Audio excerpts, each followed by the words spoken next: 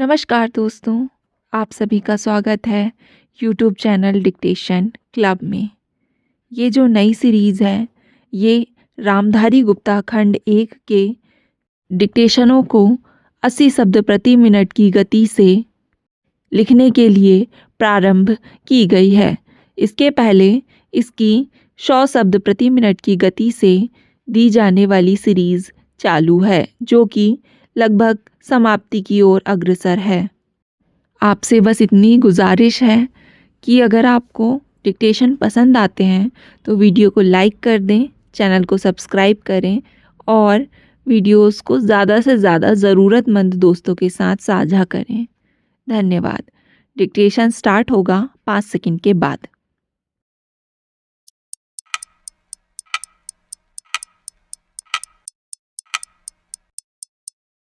सभापति महोदय, मैं वित्त विधेयक का समर्थन करने के लिए खड़ा हुआ हूँ।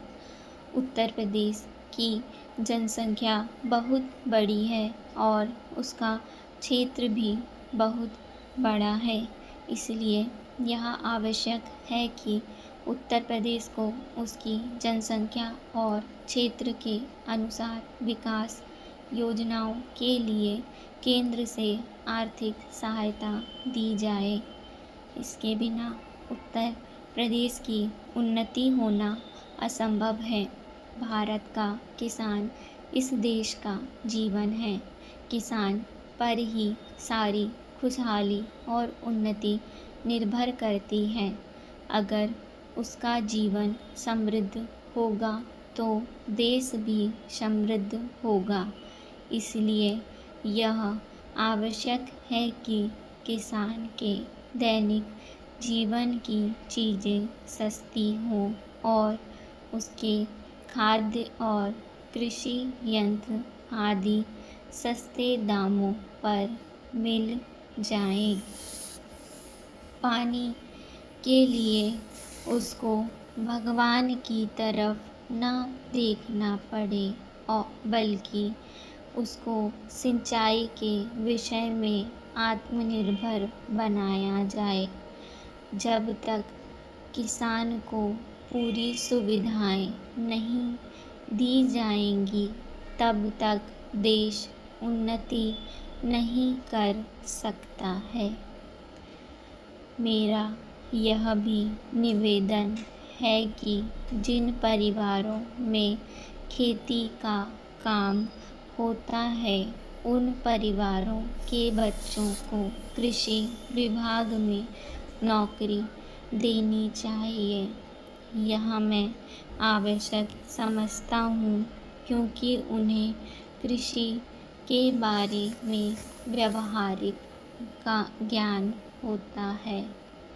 सभापति महोदय, वर्तमान सरकार ने समाजवाद की नीति अपनाई है और सरकार समाजवाद की तरफ कदम बढ़ा रही है, लेकिन हम देखते हैं कि बड़े और छोटे सरकारी कर्मचारियों के वेतन में बड़ा फर्क है।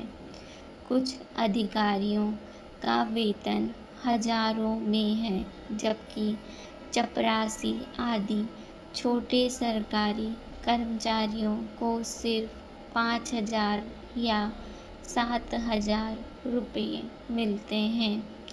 आज वेतन में यह जो फर्क है, वह समाप्त होना चाहिए। मेरा निवेदन है कि सरकारी कर्मचारियों के वेतन में बहुत ज़्यादा अंतर नहीं होना चाहिए। तभी हम कह सकते हैं कि हिंदुस्तान में समाजवाद है। किसान की रोज़ाना के उपयोग की चीज़ें बहुत महंगी होती जा रही हैं। देश में महंगाई दिन प्रतिदिन बढ़ रही है और सारे देश में बेचैनी फैली हुई है। इस बढ़ती हुई महंगाई को रोकना आवश्यक है, नहीं तो देश में क्रांति हो जाएगी।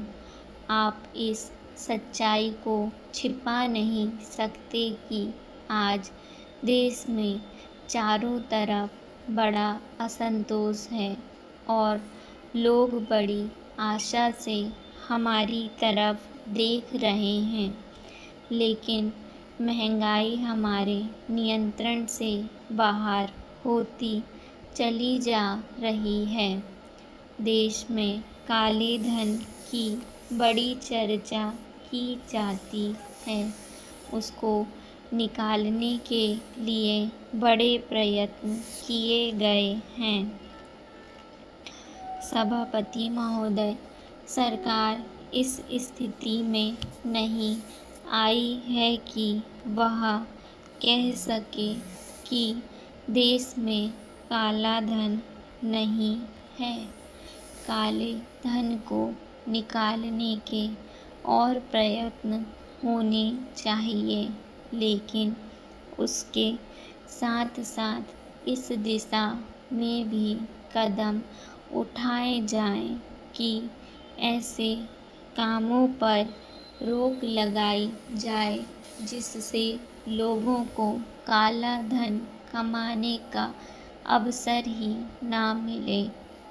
आज हमारे देश के विभिन्न प्रदेशों और क्षेत्रों की स्थिति में बड़ा अंतर है।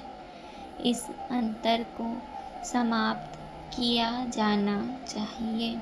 मुझे आशा है कि वित्त मंत्री महोदय मेरे इन सुझावों पर अवश्य ध्यान देंगे। कल मैं वित्त मंत्री जी को बता रहा था कि आप एक तरफ से नए नए कर लगाकर खजाने को भरने की कोशिश कर रहे हैं और दूसरी तरफ आपके विभाग उस खजाने में छेद कर रुपया निकाल रहे हैं। इस तरफ उनका ध्यान जाना चाहिए। मैंने इस संबंध में एक उदाहरण दिया था कि एक लंबी चौड़ी सड़क पर एक ही तरह का काम होने वाला था। एक ठेकेदार ने 4 लाख रुपए प्रति मील और दूसरे ठेकेदार ने 10 लाख रुपए प्रति मील के हिसाब से रुपया मांगा।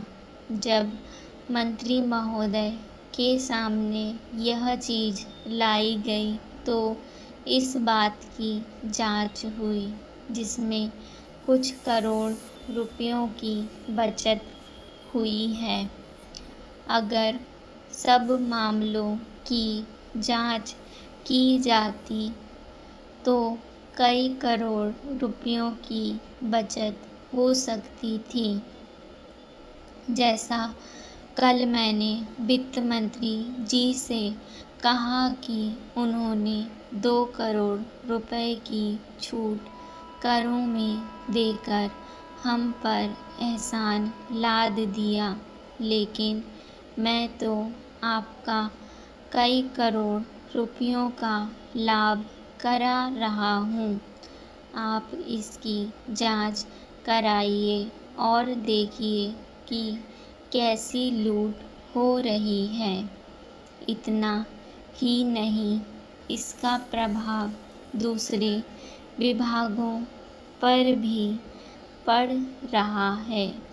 वहाँ पर जो दूसरे विभाग काम कर रहे हैं उनकी दरें भी बढ़ रही हैं या दरें बढ़ने के लिए उनकी मांग बढ़ रही है। जब वही काम एक जगह अधिक लागत में होगा तो दूसरी जगह वही काम कम लागत में नहीं हो सकता। इसलिए या तो वह चोरी करेगा या दर बढ़वाएगा। अगर एक सड़क पर ऐसा होता है तो वहाँ जो दूसरे काम चलते हैं उनमें भी ऐसा ही होता है। ठेकेदार आपके विभाग के साथ मिलकर दर बढ़ाते हैं। मैं भ्रष्टाचार की बात नहीं कहता हूँ, उसको ना आप बंद कर सकते हैं और ना मैं बंद कर सकता हूँ और ना लोग बंद कर सकते हैं।